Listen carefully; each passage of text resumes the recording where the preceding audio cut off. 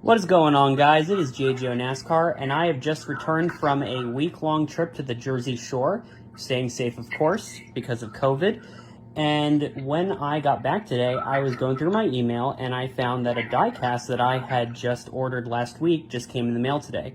So I was thinking, why not only should I review the car, because I've been planning to do it for a while, and I want to give a quick shout out to Chris Summers, aka Super Junior 48, because he had actually ordered his own off of eBay, and I had no idea until he ordered his that I had known that they had made this car, because it's a beautiful car, and I had been wanting them to make it for a while, and actually had seen people make custom die-casts, like painted customs of this to be sold on eBay, like when I was younger. But no, this is the real deal. So shout out to him for helping me find out about this beautiful car being made. And this will, not only should I decide, you know what, why should I just review it, but also review it with the biggest Jimmie Johnson fan that I know on YouTube, aka Ian NASCAR48. Say hi, Ian. Hey, what is going on? It's ft.IanPerez48 here. I'm ready for this review. All right. And then if you had seen my unboxing review, then you would know this diecast review will be on Jimmie Johnson's 2001 Lowe's Power of Pride Chevrolet. This was his very first career start that he made in the NASCAR Winston Cup Series back in the fall of 2001.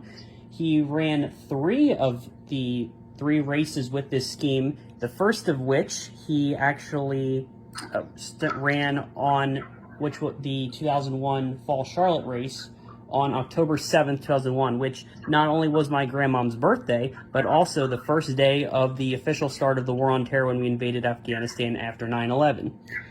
Ian, what do you think about Johnson starting his first career start on that day?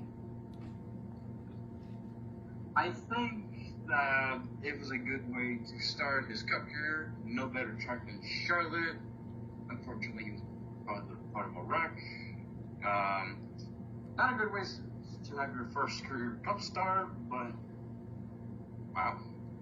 Yes, and the race that Ian was talking about, or the wreck that he was talking about in the race, he got tangled up with another future NASCAR superstar who was also running a limited schedule with the current team that he would win Rookie of the Year with, as by this clip I will show you now.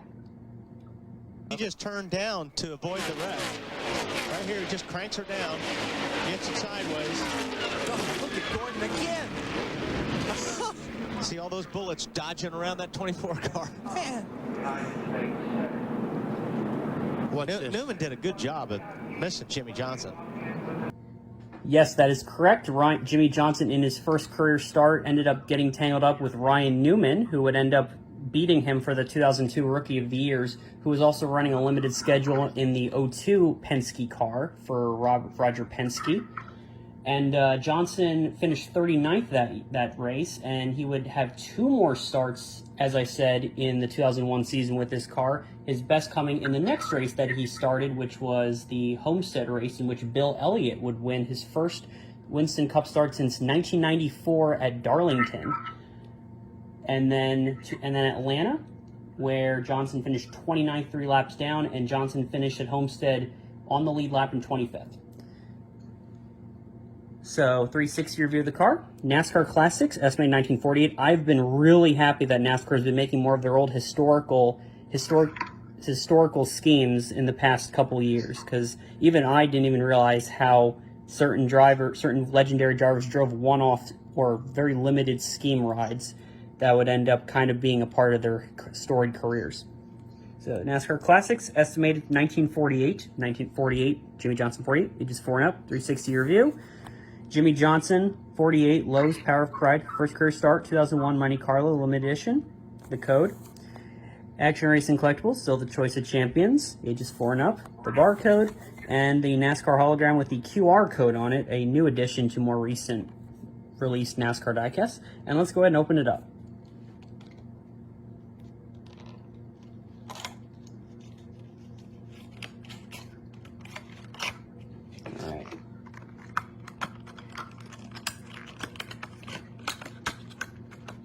figured this car was too precious for me to just host a review on a wooden table, so I put a sheet of paper towel on there to not scratch up the car. And here's the diecast. It's actually a much more better looking diecast in person than maybe it says on the camera. Ian, what do you think about Jimmie Johnson if in 2001? If you were a fan of NASCAR back then and saw him, would you have said to yourself he would be your favorite driver? Pretty much. As a Hendrick Motorsports fanatic myself, I think I would root for Jimmie as well as a driver. And wow, what he did in NASCAR and in Hendrick is just fantastic and just beautiful.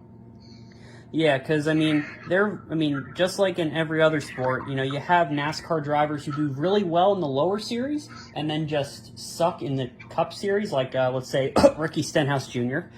And then you have people like Jimmie Johnson who only scored one career win in their entire Busch Series career, and then Jeff Gordon saw him and basically convinced Rick Hendrick to hire him.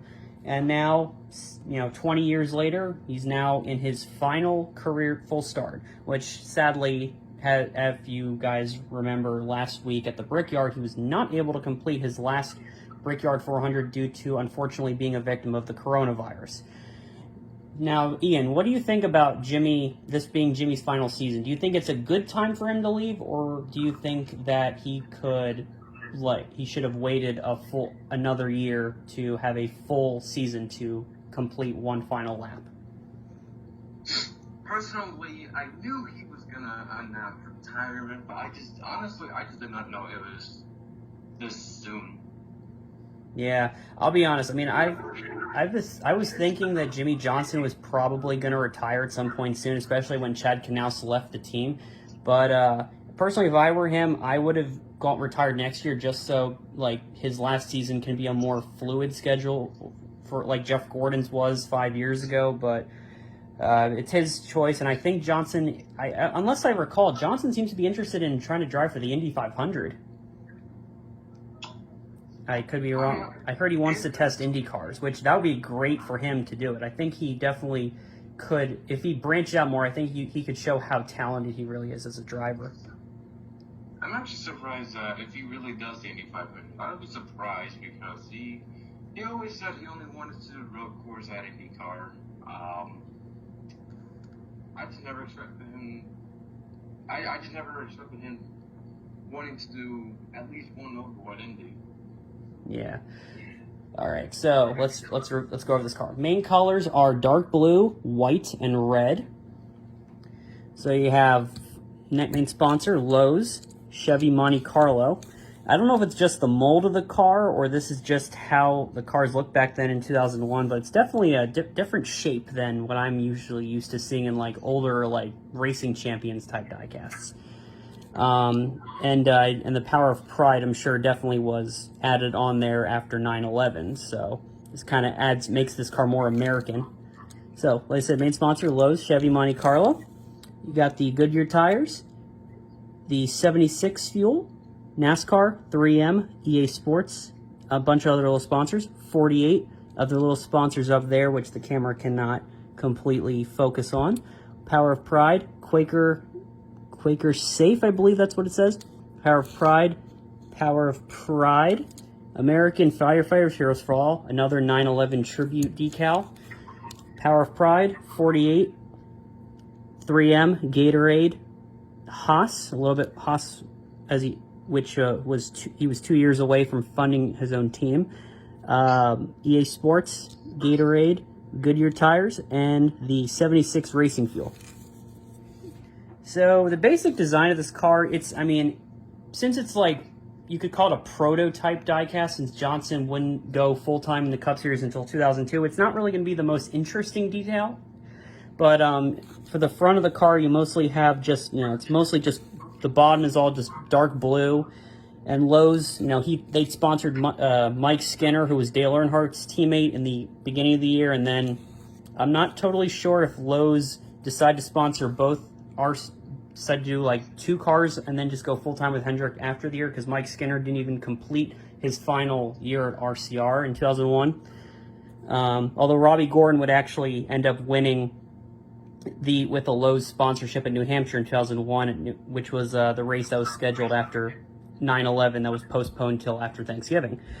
So mostly it's just blue at the front of the side, and then at the back you see the American flag, Power of Pride, and then the rookie stripes, which Jimmie Johnson had in the back of it. Although I'm not sure if this is the reason why. Unless I'm wrong, I thought that you had to complete 7 races to be considered a rookie for a season, because I know Ryan Newman won Rookie of the Year in 2002, but Johnson kind of had a better season overall. I don't know if that's just why Ryan Newman won, even though, like I said, they both ran limited schedules in 2001. So, Ian, do you know why Ryan Newman won Rookie of the Year over Jimmie Johnson in 2002?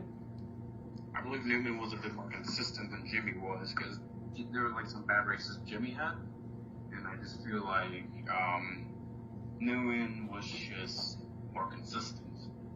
That is true, actually, because Newman had, I think, 8 top 10s or 8 poles in 2002. I don't know how many Johnson had, although Johnson at one point actually led the point standings in 2002.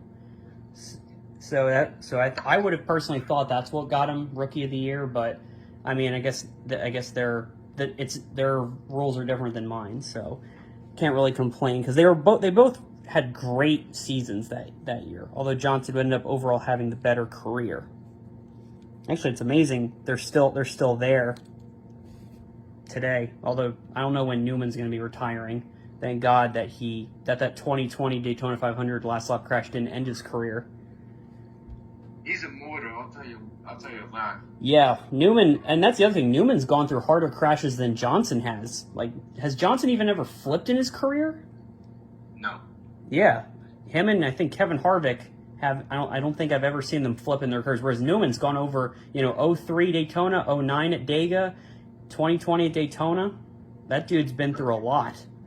The list just goes on, no matter the impact of any crash. Ryan Newman is just gonna get out of the hospital and just gonna recover easily, especially like this year's 500. I will admit, I do not like Newman, but holy hell, I'll tell you what, he's a tough sob. He's just a tough one, I'll tell you that. Immortal.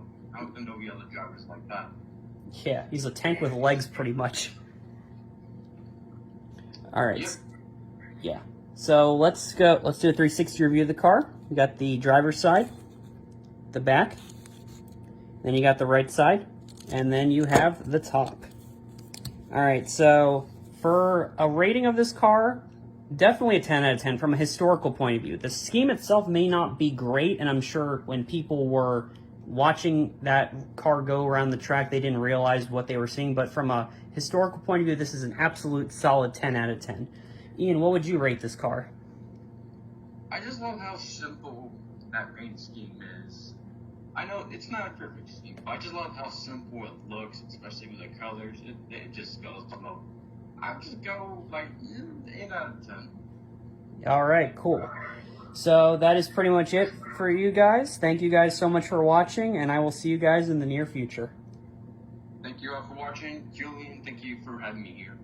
No problem. Subscribe to Ian's account. I'll put it in the description, and have yourself a great day, guys. See you guys.